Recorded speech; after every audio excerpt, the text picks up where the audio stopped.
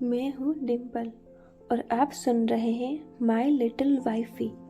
आइए जानते हैं इस कहानी के बारे में। ठीक हो ना? लगी तो नहीं है ना? सूर्य ने पूछा तो विराट ने गर्दन हिलाई और पीछे आरोही के साथ आकर बैठ गया।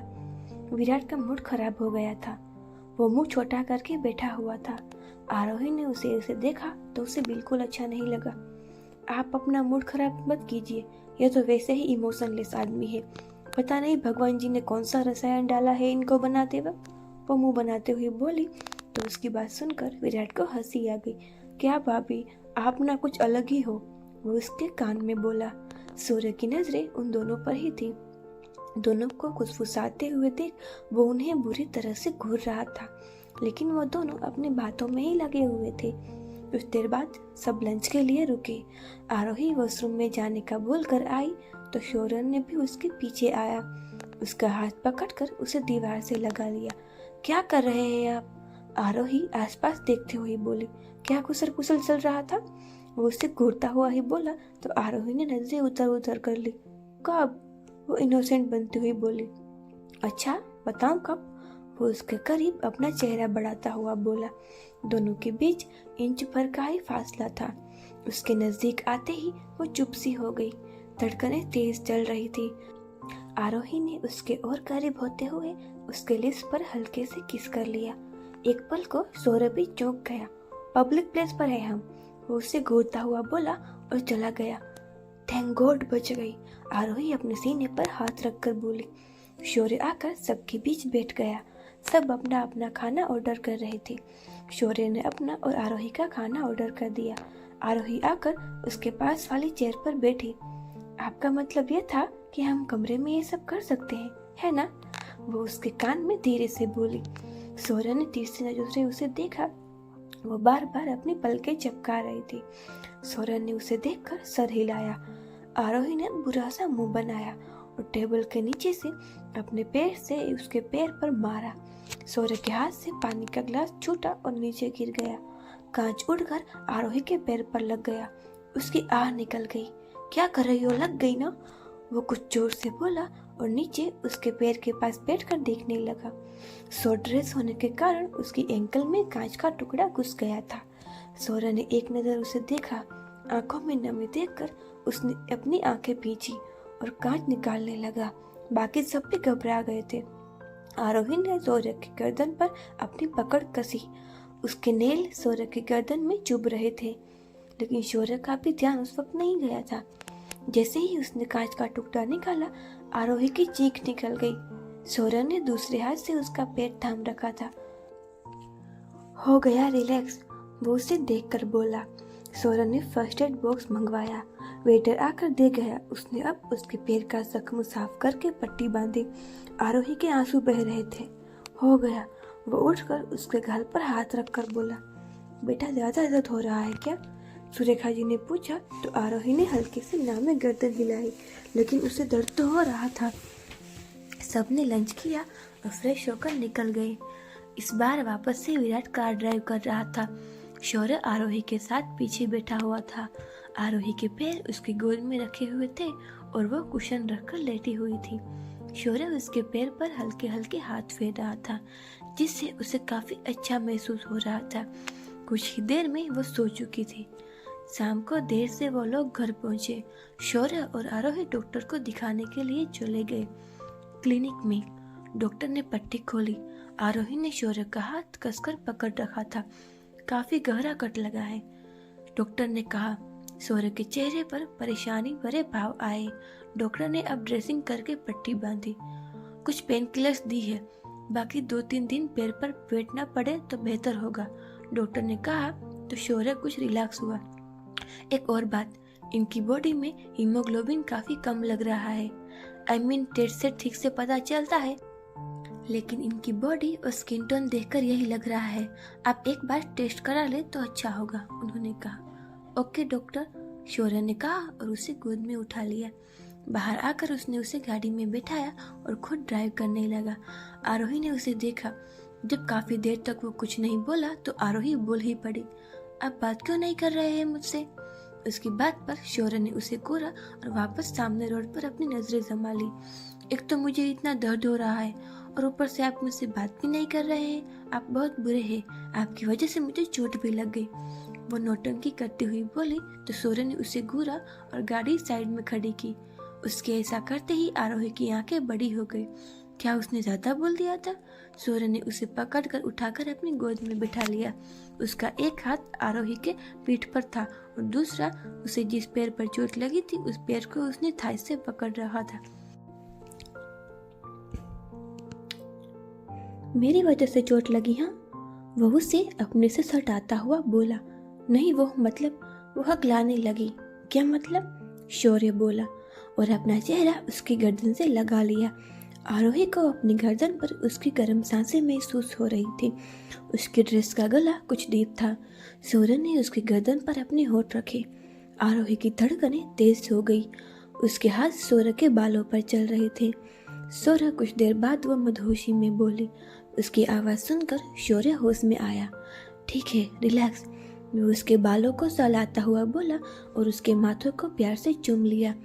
आरोही के गाल और कान पूरी तरह से लाल हो चुके थे। शौर्य ने नज़र पर उसे देखा। वह बहुत क्यूट लग रही थी। शौर्य ने अब ऐसे ही उसे गोद में बैठाए गाड़ी आगे बढ़ा दी, क्योंकि वो लोग घर से थोड़ी ही दूरी पर थे। घर पहुंचते ही शौर्य ने गाड़ी पार्किंग में लगाई और आरोही की गोद में लिए ही बाहर आया। उनके हॉल में आते ही स्नेहा जी ने पूछा, बेटा क्या कहा डॉक्टर ने? ज़्यादा सीरियस चोट तो नहीं है ना? नहीं चाची, ज़्यादा सीरियस नहीं है, ठीक है सब, शौर्य ने जवाब दिया। चाची प्लीज़ डिनर रूम में भिजवा देंगे? उसने आगे कहा।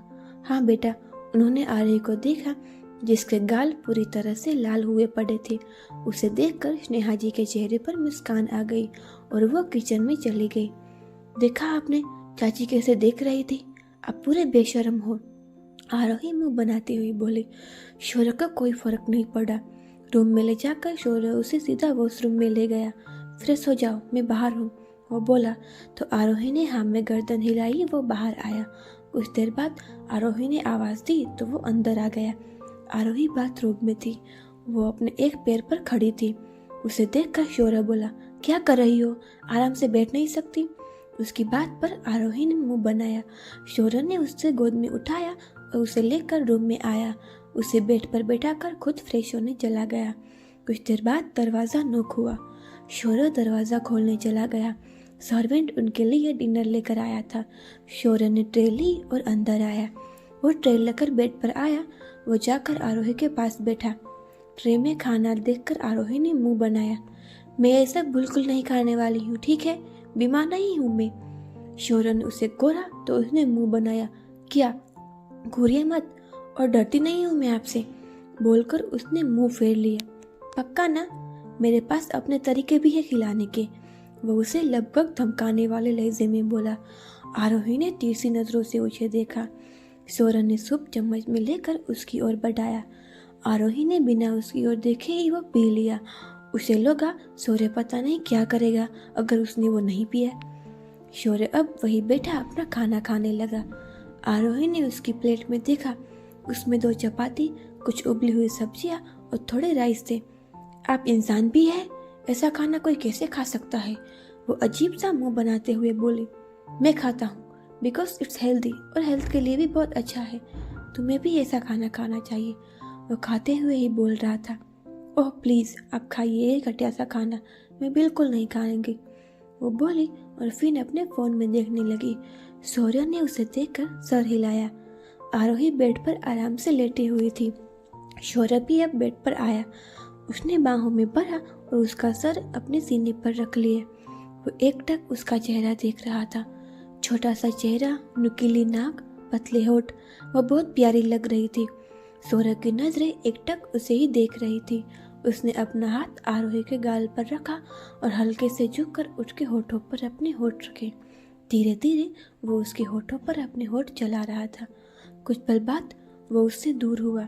नजर पर उसे देखकर शौर्य ने उसका माथा चूम लिया। अगली सुबह आरोही की नींद खुली। वो उठकर बैठी, घड़ी में नजर डाली तो 9 बज रहे थे। आज कुछ ज्यादा ही सो गई मैं, वो बोली कि तब तक शौर्य दरवाजे से अंदर आया। उसके हाथ में ट्रे थी। आप अब तक घर पर ही है, ऑफिस नहीं जाना क्या? क्योंकि वो इस वक्त तक ऑफिस चला जाता था। नहीं, मैं आज लीव पर हूँ। वह बेड पर आकर बैठते हुए बोला और ट्रे साइड में रखी। क्या the great Suraj Singhania leave पर है? हे भगवान, आज सूरज जी का सूरज किस दिशा से उगा है?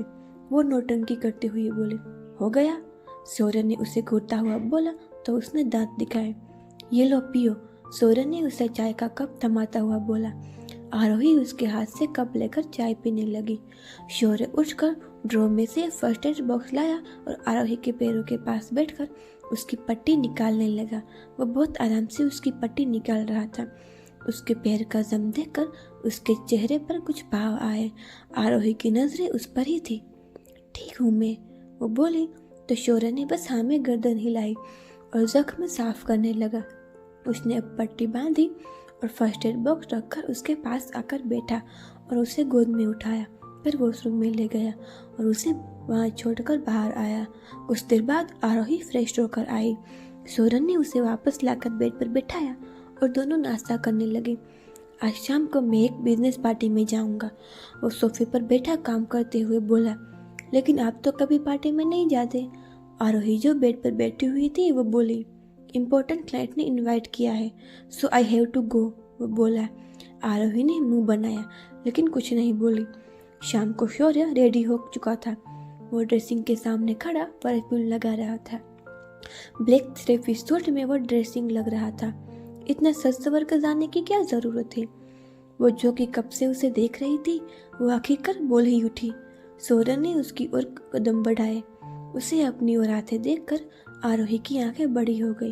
वो जल्दी जल्दी अपनी पलकें चिपकाने लगी। सोरन ने उसके पास आकर झुककर उसका माथा चूमा। मैं जल्दी आ जाऊंगा, तब तक अपना ख्याल रखना और प्लीज बेड से नीचे मत उतरना। आरोही ने उसकी बात सुनकर हाँ में गर्दन हिलाई। शौर्य अब निकल गया। आरोही बोर हो रही थी तो उसने अब टीवी ऑन की और चैनल चेंज करने लगी। एक न्यूज़ चैनल आ रही थी। न्यूज़ देखकर उसकी आंखें हैरानी से फैल गई। अगर आपको ये कहानी पसंद आ रही है तो चैनल को लाइक, शेयर और सब्सक्राइब ज़रूर कीजिए। Thank you.